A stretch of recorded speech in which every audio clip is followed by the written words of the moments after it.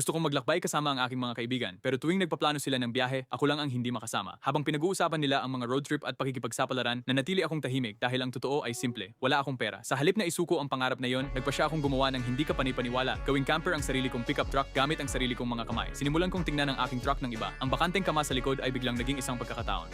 Nang hindi nag-aaksaya ng oras, kumuha ako ng kahoy, mga kasangkapan, at nagsimulang magplano kung paano gawing isang lugar na maaari kong tirahan sa mga biyahe. Ang unang hakbang ay ang paggawa ng matibay na base na gawa sa kahoy sa loob ng kama ng truck. Maingat kong sinukat ang espasyo at ikinabit ang makakapal na tabla upang makagawa ng matibay na sahig na makakasuporta sa lahat ng iba pa.